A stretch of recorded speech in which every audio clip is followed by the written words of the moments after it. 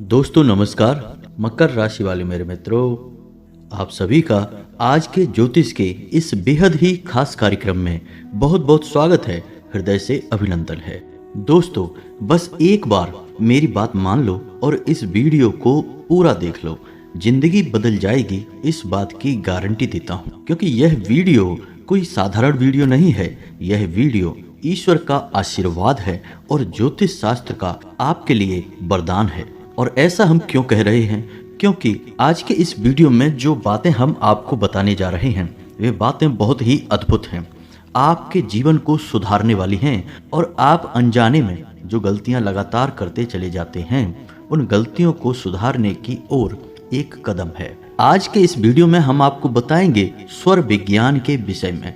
यह कोई साधारण बात नहीं है दोस्तों। ज्योतिष शास्त्र के अनुसार हर इंसान के शरीर में वैसे तो कई प्रकार की नाड़ियां होती हैं, लेकिन उसकी जीवनचर्या यानी सुबह से लेकर रात तक का समय और रात में जब वह सोएगा उस समय भी उसके साथ कौन सी घटनाएं घटेंगी, उसे क्या उपलब्धियां हासिल होंगी और उसके रिश्ते नाते और जीवन किस प्रकार उसके साथ चलेगा, इन सब का निर्णय आपके शरीर में बसने वाली दो नाड़ियों के हाथों में सबसे अधिक रहता है। और इन नाड़ियों का नाम है ईड़ा और पिंगला नाड़ी। और इन्हीं ईड़ा और पिंगला नाड़ी को समझने के लिए स्वर विज्ञान का गठन किया गया। तो जिस इंसान को स्वर विज्ञान के बारे में बहुत अच्छी तरह से पता रहता है या थोड़ी बहुत भी जानकारी होती है, तो वह अपने जीवन में घटने वाली घटनाओं को नियंत्रित कर सकता है।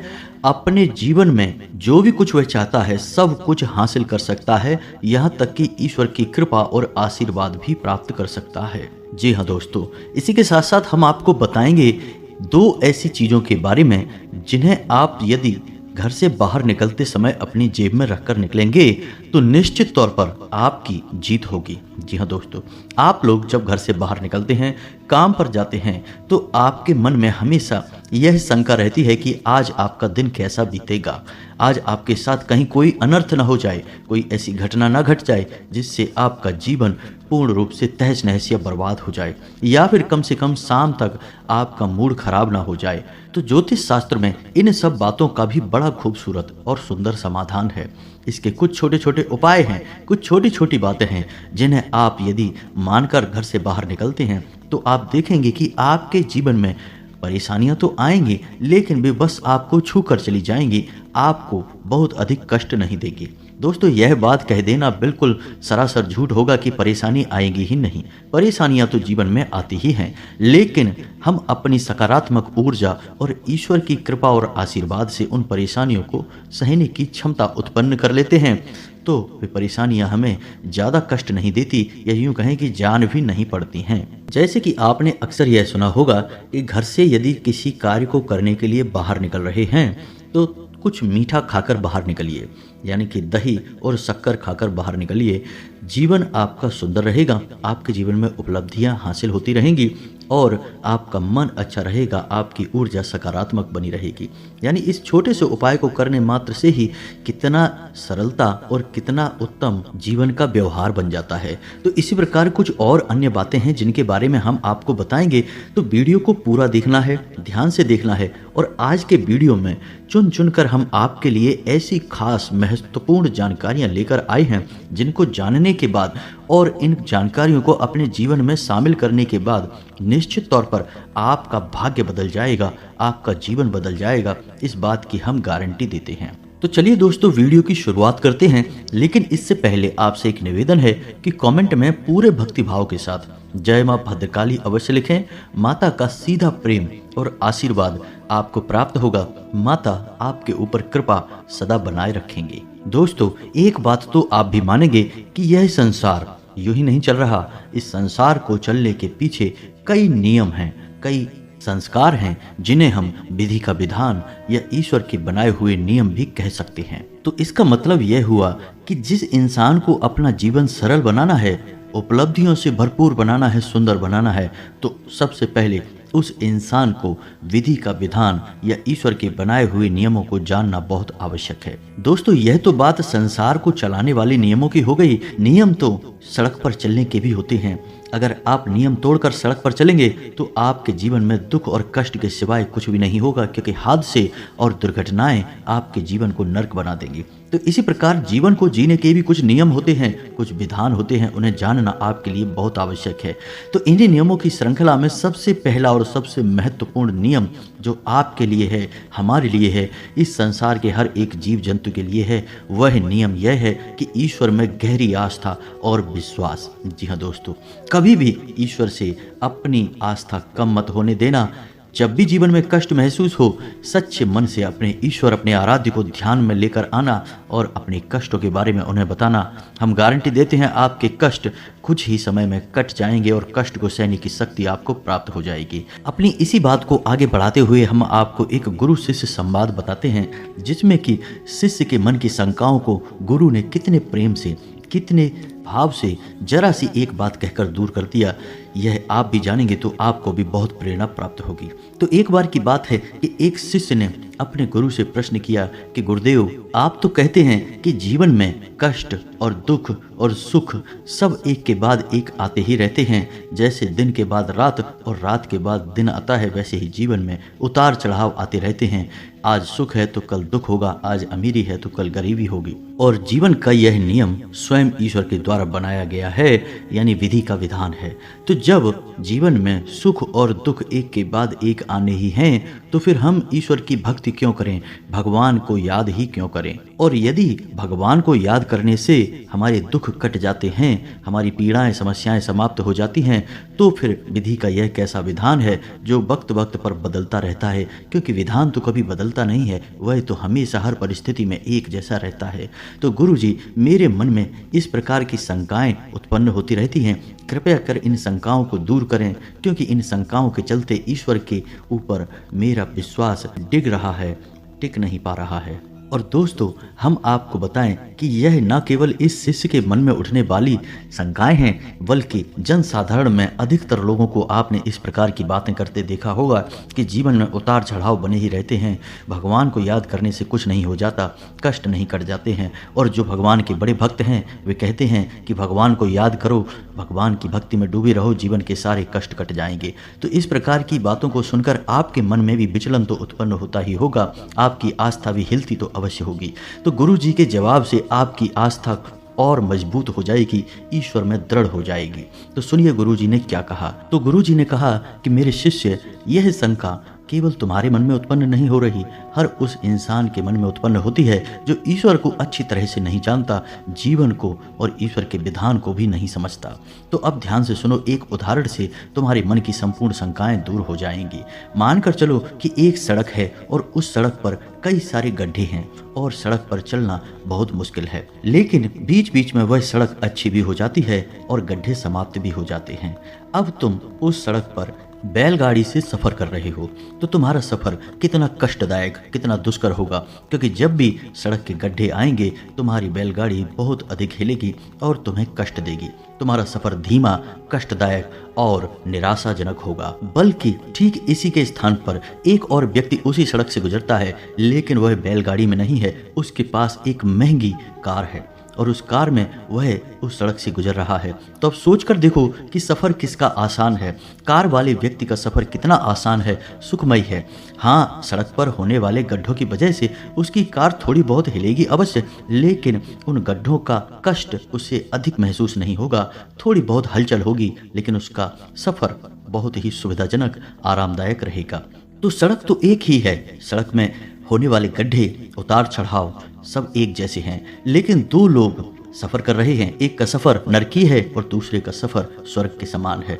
तो अब मानकर चलिए कि दूसरा व्यक्ति जिसका सफ़र स्वर्ग के समान है वह ईश्वर की भक्ति में लीन है, क्योंकि वह महंगी कार जो है वह ईश्वर की भक्ति के समान है। क्योंकि जब कोई इंसान ईश्वर की भक्ति में लीन होता है तो उसके जीवन में कष्ट तो अवश्य आते ही हैं, ऐसा नहीं है कि कष्ट आएंगे नहीं। ठीक उसी प्रकार कष्ट आएंगे जैसे किसी साधारण जो ईश्वर की भक्ति में लीन नहीं है उस इंसान के जीवन में कष्ट आएंगे, लेकिन वे कष्ट ईश्वर की भक्ति के कारण उसे महसूस नहीं होंगे। उसके जीवन में इतनी सकारात्मक ऊर्जा भर जाएगी कि उस इंसान के जीवन में किसी भी प्रकार के कष्ट उसे महसूस नहीं होंगे। कब उसका जीवन का सफ़र कट जाएगा, सारी बाधाएं निकल जाएंगी, उसे पता तक नहीं चलेगा। बस यही फ़र्क है ईश्वर की भक्ति करने वाले और ईश्वर की भक्ति ना करने वाले इंसान के जीवन में। तो उम्मीद है कि आपको भी समझ में आ गया होगा कि आपको जीवन कैसे जीना है। यदि आप ईश्वर का नाम लेंगे तो हम गारंटी देते हैं कि बड़े से बड़े कष्ट भी आपके जीवन को छू कर गुजर जाएंगे, आपका बाल भी बांका नहीं होगा।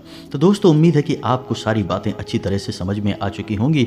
अब आपको बताते हैं कि आपको स्वर विज्ञान का कैसे प्रयोग करना है। तो आप ध्यान से समझिए, हर इंसान का 24 घंटे में लगातार स्वर बदलता रहता है। स्वर यानी कि उसकी दोनों नाड़ियां ईड़ा और पिंगला में से किसी न किसी एक नाड़ी का प्रभाव उसके ऊपर, उसके जीवन पर बहुत अधिक रहता है। तो जब इंसान की नासिका से श्वास बाहर आती है, तो यदि दाहिनी नासिका से उसकी श्वास बाहर आ रही है तो उसे हम सूर्य स्वर कहते हैं या अग्नि स्वर कहते हैं। ठीक इसी प्रकार यदि बाईं नासिका से उसकी श्वास बाहर आ रही है तो उसे हम चंद्र स्वर कहते हैं या फिर जल स्वर कहते हैं। तो आप ध्यान से समझिए कि आपको करना क्या है। जब भी आप सोकर जागते हैं तो जब आप अपने बिस्तर से पैर नीचे रखते हैं तो एक बार अपनी नासिका के पास अपना हाथ ले जाकर देखिए और आप महसूस करिए कि आपकी किस नासिका से आपकी श्वास बाहर आ रही है। यदि दाईं तरफ की नासिका से आपकी श्वास बाहर आ रही है तो आप बिस्तर से पैर जमीन पर दायां रखेंगे। ठीक इसी प्रकार जब आप घर से बाहर निकल रहे हैं तो आपकी जिस स्वर की श्वास चल रही है, यानी जिस नासिका से आपकी श्वास बाहर आ रही है, आप उसी कदम को यानी उसी पैर को घर से पहले बाहर निकालेंगे। ये दो चीज़ें आपको ध्यान से समझनी है। तो अब जब इंसान का स्वर सूर्य होता है तो उसके शरीर में अग्नि जल रही होती है। कहने का मतलब यह होता है कि वह जोश से भरा होता है, ऊर्जा से भरा होता है और उससे मेहनत के कार्य उस समय करने चाहिए। और जब इंसान का बायां स्वर चल रहा हो यानी चंद्र स्वर चल रहा हो तब इंसान के मन को शांत रखना चाहिए, उसे ईश्वर का ध्यान करना चाहिए। तो अब जब आप किसी इंसान से बहस कर रहे हैं, बातें कर रहे हैं, चर्चा कर रहे हैं तो आप एक बार अपने स्वर पर ध्यान दीजिए। यदि आपका चंद्र स्वर चल रहा है तो आप देखेंगे कि आपकी बात करने के तौर तरीके बदल जाएंगे। आप शांतिपूर्ण तरीके से हर एक बात को सुनेंगे, समझेंगे। ठीक इसी प्रकार यदि आपका दायां स्वर चल रहा है तो आप जरा सी बात पर भड़क जाएंगे, आपके मन में क्रोध उठेगा और आपकी बहस एक नकारात्मक रूप ले लेगी। हो सकता है कि झगड़े का भी रूप ले ले। तो यह तो था स्वर विज्ञान के विषय में थोड़ा सा ज्ञान। आप इन बातों को थोड़ा सा ध्यान में रखकर अपने जीवन को जिएंगे तो आप देखेंगे कि आप कई सारी चीज़ों को अपने जीवन में नियंत्रित कर पाएंगे। अपने व्यवहार को और लोगों के व्यवहार को भी आप नियंत्रित कर पाएंगे, क्योंकि आप समझ जाएंगे कि अब आपको क्या कहना है, क्या करना है। इसी प्रकार हम आपको बताएं कि जब आप घर से बाहर निकलें तो बाहर निकलने का नियम क्या है। पहली चीज़ कि आप हमेशा जब घर से बाहर निकलें तो थोड़ा सा पानी पीकर अवश्य निकला करें। आप इसके चमत्कारी परिणाम देखेंगे कि आप 2 घूंट पानी पीकर घर से बाहर निकलेंगे, दिन भर आपका मन शांत रहेगा, आप सकारात्मक ऊर्जा से भरे रहेंगे। जी हाँ दोस्तों, यह आपके शरीर में जल तत्व को बढ़ाएगा और जल तत्व शांति का प्रतीक है, आकर्षण का प्रतीक है। दूसरा कि जब भी आप घर से बाहर निकलें तो कुछ शब्द आपको भूल कर भी नहीं बोलना है। इन शब्दों को नकारात्मक शब्द माना जाता है और इनको बोलने से आपकी सकारात्मक ऊर्जा परिवर्तित होने लगती है, आपको नकारात्मक परिणाम प्राप्त होने लगते हैं। तो वे शब्द कौन से हैं, ध्यान से सुनिए। जूता, चप्पल, लकड़ी या फिर किसी भी प्रकार की गाली गलौज या फिर कोई भी चुभने वाली बात, ताला, रावण, पत्थर, नहीं, मारना, मरना, डूबना, फेंकना, छोड़ना और जाना। जी हाँ दोस्तों, आप बेशक कहीं जा रहे हैं लेकिन आप कभी भी यह कहकर घर से बाहर ना निकलें कि अब मैं जा रहा हूँ। इसके बजाय आपको कहना है कि ठीक है, अब मैं शाम को आता हूँ, या फिर जब भी आपको आने का मौका लगेगा तब का बोलें कि मैं अभी 2 घंटे बाद वापस आता हूँ। इसका मतलब यह हुआ कि आपने सकारात्मकता को पकड़ा और नकारात्मकता को छोड़ा। आपने कई बार लोगों को यह कहते सुना होगा, जो लोग घर से बाहर जा रहे हैं और जाते समय भी यह नहीं कहते कि वो अब जा रहे हैं, जाते समय भी वे ये कहते हैं ठीक है अब शाम को वापस आते हैं। प्रभाव जीवन में बढ़ता है और उपलब्धियां भी प्राप्त होती हैं। हमने अपने पिछले वीडियो में आपको 2 मुहूर्त के बारे में भी बताया था। पहला राहु काल, जो कि बहुत ही नकारात्मक समय होता है और 1.5 घंटे का होता है। तो यह लगातार बदलता रहता है। हमने इसका चार्ट भी आपको पिछले वीडियो में दिया था। यदि आप हमारे वीडियो रेगुलर देखते हैं तो आपको वह चार्ट अवश्य ही मिल जाएगा। तो उस समय को आपको टालना है ध्यान रखें उस समय में कोई भी जरूरी काम ना करें। और ठीक इसी प्रकार एक था अभिजीत मुहूर्त, जो 12 बजे से 24 मिनट पहले और 24 मिनट बाद तक रहता है।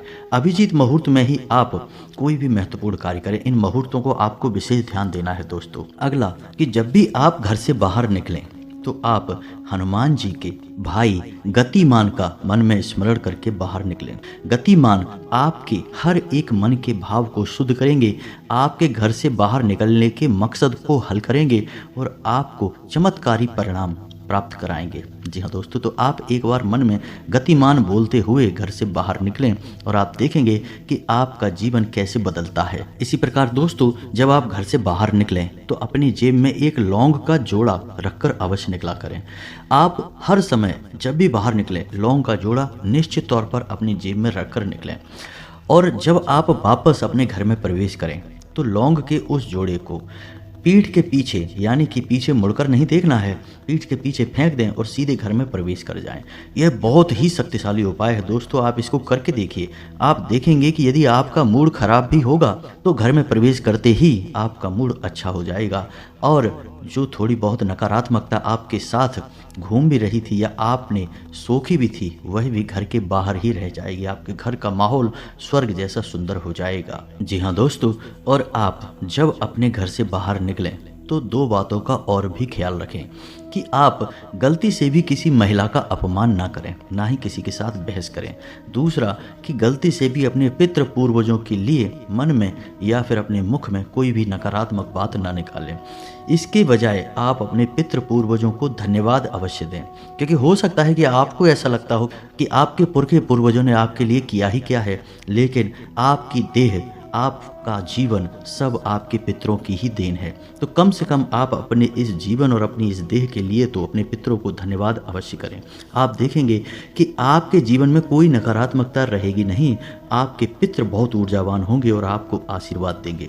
और याद रखिए कि आपके जीवन का, आपके घर का पहला रक्षा कवच आपके पितर ही हैं। तो आपकी इतनी छोटी सी क्रिया से भी आपके पितर आपकी रक्षा करने के लिए तुरंत तत्पर हो जाएंगे। कोई भी नकारात्मक शक्ति आपका कुछ बिगाड़ नहीं पाएगी। जी हाँ दोस्तों, तो इन बातों का ख्याल रखते हुए आप अपने घर से बाहर निकलिए।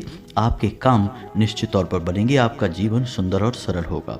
अब इसी के साथ साथ आपको बताते हैं कि यदि आपको ऐसा लगता है कि आपके जीवन में घोर नकारात्मकता बस गई है, आपका हर एक प्रयास निरर्थक हो जाता है, आपकी अच्छी बातों के भी बुरे परिणाम प्राप्त होते हैं, जैसे किसी ने आपको नज़र लगा दी हो या फिर आपके ऊपर कोई तांत्रिक क्रिया या काला जादू कर दिया हो, तो इसके लिए, इस समस्या के निवारण के लिए आपको हम एक बहुत ही बड़ी शक्ति से परिचय कराने जा रहे हैं।